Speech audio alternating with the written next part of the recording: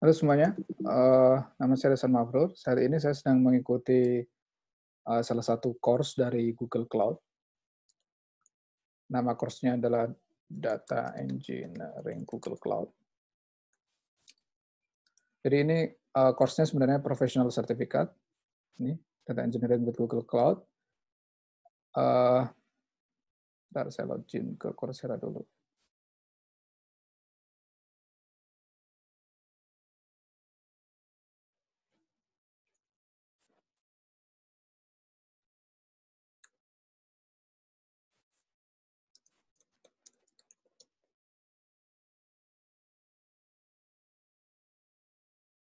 Nah, course ini adalah persiapan course kalau kita ingin misalkan sertifikasi yang professional certificate. Misalkan ini cloudgoogle.com certification, nanti teman-teman bisa buka sendiri. Jadi di course ini, saya kira itu cuma beberapa week. Ternyata di dalam course data engineering ini ada 6 courses. Jadi pertama Google Cloud Platform Big Data Machine Learning Fundamental, kemudian setelah itu menjelaskan tentang data warehouse, dan setiap course itu punya tugas, punya macam-macam. Ini building batch data pipeline, building resilient streaming analytic, kemudian nanti terakhir itu preparing for Google Cloud Professional Data Engineering exam. Nah, course ini sebenarnya berbayar, tapi karena kemarin pas ada COVID ini ada promo, saya dapat promo free 1 bulan. Biasanya kalau Coursera kan ada trial 1 minggu ya. Ini bayarnya per bulan $81. Nah, saya sekarang lagi di yang pertama ini, yang fundamental machine learning dan Google Cloud Platform. Untuk videonya sudah saya tonton semua, kemudian kuis-kuis yang pilihan ganda sudah saya kerjakan. Hanya saja di sini masih ada yang langsung praktek, dan asiknya ikut kelas ini adalah kita langsung praktek. Ini pertama prakteknya adalah explore a BigQuery public dataset. Ini saya juga belum. Kemudian nanti recommend product using Cloud SQL dan macam-macam ini. Oke, coba kita praktek dulu yang pertama. Dan ini nanti kita prakteknya langsung pakai Google Cloud. Itu yang bikin asik. Oke.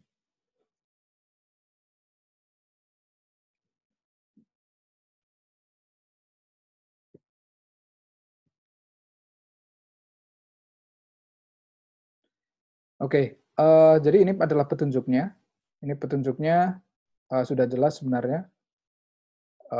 Kita disuruh ngapain. Kemudian untuk saat ini kita disuruh explore BigQuery.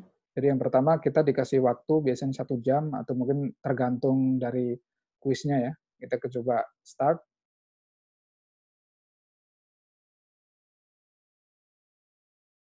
Nah setelah itu kita open Google Console. Kita copy nih student ID ke sini. Kemudian passwordnya kita copy juga.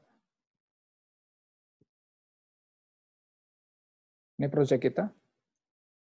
Save.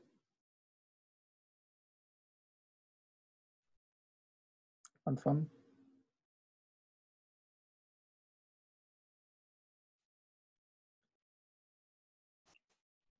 Nah, ini nanti kita tinggal baca aja petunjuknya. Untuk pertama ini kita akan explore pakai BigQuery. Jadi misalkan di Google Cloud Platform itu mereka juga menyediakan public dataset. Jadi ada banyak sekali public dataset yang terconnect. Jadi nanti kita akan mencoba explore public dataset. Ini saya juga pertama, jadi kita sama-sama pertama di sini. Agree.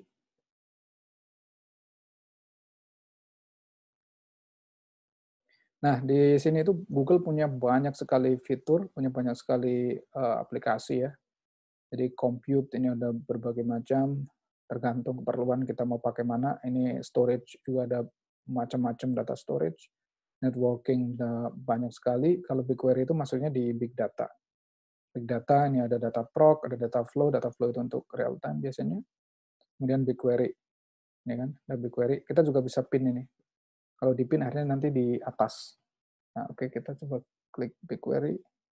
Dan jangan lupa kita baca petunjuknya. Kita disuruh add data, explore public data, pakai data USA name. Oke ya. Ini BigQuery tampilannya seperti ini. Ini query editor. Kita add data, explore public dataset, USA name.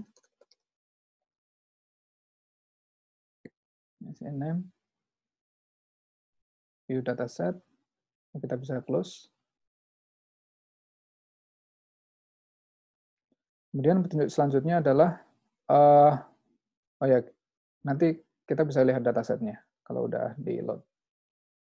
Nah ini BigQuery public data. Oke, ini USName.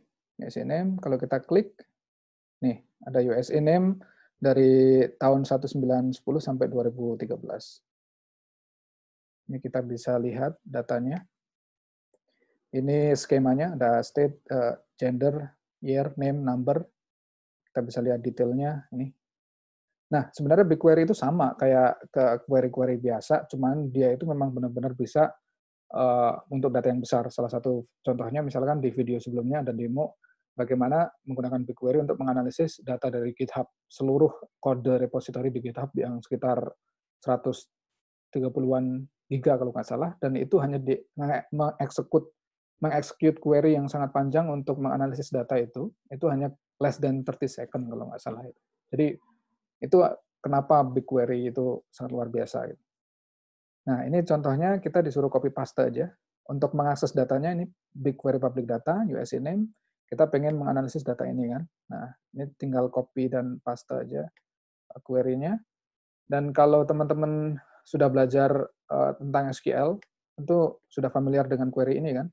Jadi select name, kita ingin melihat data name, gender, kemudian kita pakai aggregation. Aggregation sum number itu apa? Bisa dilihat di sini nih.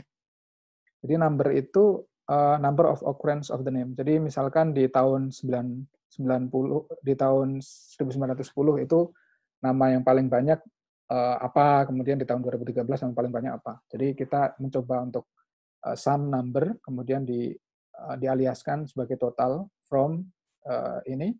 Kemudian jangan lupa karena kita pakai aggregation dan kita ingin men-select ini, kita pakai group B, group by name, gender, order by total, di order berdasarkan total. Jadi nanti nama yang paling banyak akan di atas karena kita ordernya descending, kemudian limitnya 10. Jadi cuma 10 data aja yang ditampilin. Coba kita running. Ini eksekusinya ya. Udah, ini hasilnya. Jadi dari tahun 1910 sampai 2013, nama paling populer di US itu laki-laki James, John, Robert, Michael, William, yang perempuan Mary. Nah, ini adalah salah satu contoh gimana kita menggunakan BigQuery. Oke. Kemudian kita di sini disuruh create custom tabel, disuruh download baby name zip. Coba kita download. Mungkin agak ini ya, agak lama. Sebenarnya saya sudah pernah download ya kali ya.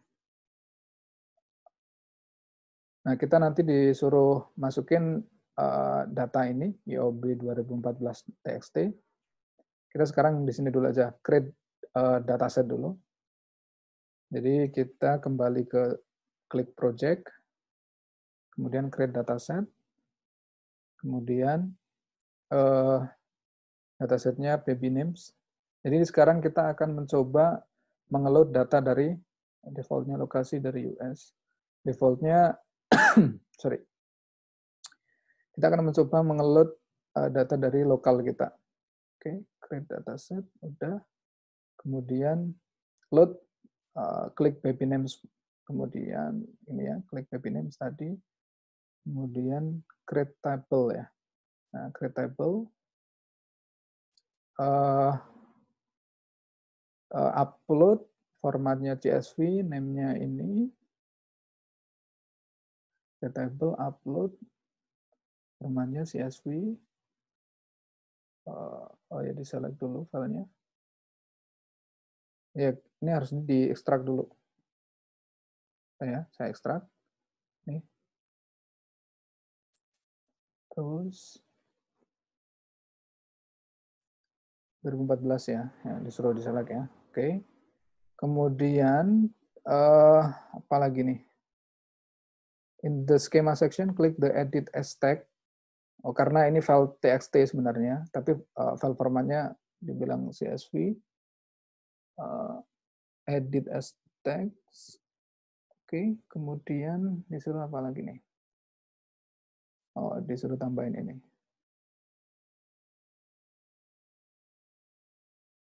Jadi ini sama kayak kita misalkan ngimport data di Postgre atau di MySQL, kita biasanya kalau data dari teks kita import, kita load sebagai CSV file, biasanya kan yang bermasalah kayak delimiternya, itu kan kita harus setting parameter-parameternya. Nah ini sama aja juga. Oh, table name-nya apa tadi table name? Oh, names 2014. 2014. Oke, create. Jadi tadi kita sudah coba pakai public dataset, US name. Sekarang kita coba ngeload data dari lokal ya, dari yang kita download. Kita klik, oh ini preview datanya. Kita bisa skemanya ini ada name, gender, count, ada preview, ini kayak gini.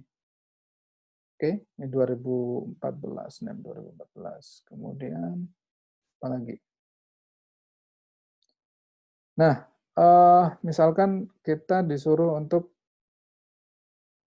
ini query lagi nih. Oh ya, query ini bisa kita save. Contohnya save query, kemudian kita kasih nama query-nya apa, save view, kita juga bisa. Kemudian result-nya itu, kalau kita habis nge-execute query, result-nya juga bisa kita ini save. Coba ya. Ini select name count, kita akan select name count, baby names ini gender equal to male, order by count, hanya cuman ditampilin data 5. Nah, hasilnya ini. Hasilnya ini. Kita juga bisa ngekspor data pakai ekspor data studio. Kemudian resultnya juga bisa kita simpan sebagai CSV atau apa. Nah ini hasilnya. Ini hasilnya. Oke, udah selesai. Jadi kalau udah selesai, ada quick quiz ya. Ini apa nih quick quiz? Ini the table to hold the dataset. Yeah, sure, true. Sorry. Oh, nggak perlu bikin tabel ya. Kemudian karena kita bisa pakai public tabel, quick quiz check which you can use to access BigQuery. Pakai web UI.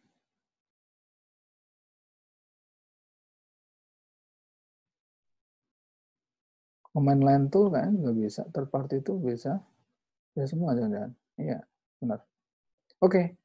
Ini kita sudah explore BigQuery, bagaimana kita menggunakan BigQuery pakai public data ataupun kita load data dari lokal kita. Jadi kita udah selesai sekarang.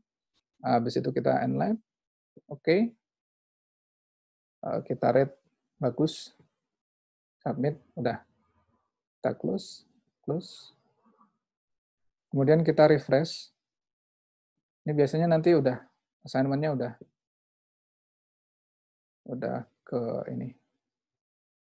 Kita refresh.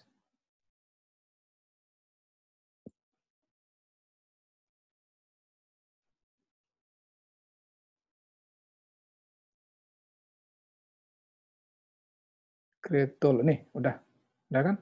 Udah kecentang hijau, berarti udah. Oke, nanti di video-video selanjutnya saya akan coba untuk yang lain. Mungkin ini dulu ya dari saya. Sampai ketemu.